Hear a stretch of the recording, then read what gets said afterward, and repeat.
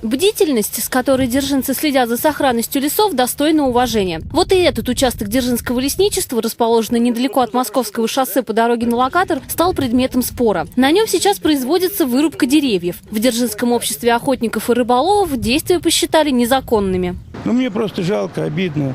У нас и так территория-то лесная осталась. Тут сгорело, тут выпилят сейчас и все. А этот город окружает его вот эти вот зеленые насаждения, которые, легкие города, будем так говорить.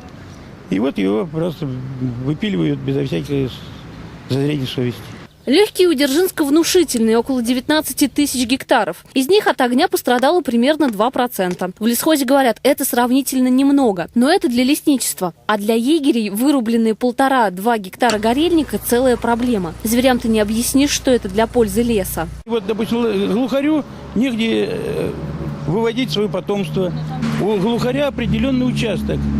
Представляете, вот он определился, вот у него есть такой хороший сосновый лес, он тут определился, у него каждый год в одном месте ток.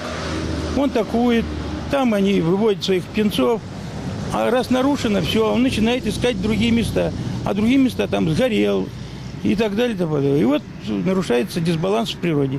Конечно, ситуация для глухарей, лосей и всех животных, обитающих на территории Дзержинского лесхоза, не самая приятная. Лес действительно вырублен. Но, во-первых, как утверждают в лесничестве, рубят горельник, который нельзя оставлять. А во-вторых, все равно на выжженной территории ни зайцы, ни куницы не живут. Погибший лес нужно убрать.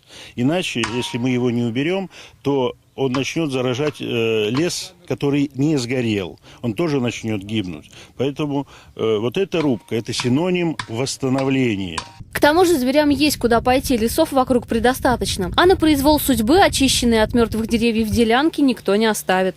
Сейчас на этом участке в 1,5 гектара ведется санитарная вырубка леса. Однако, если бы она была несанкционированная, то дело бы тянуло на уголовное. Уже весной 2012 года здесь, на этом пустыре, будут посажены новые сосны.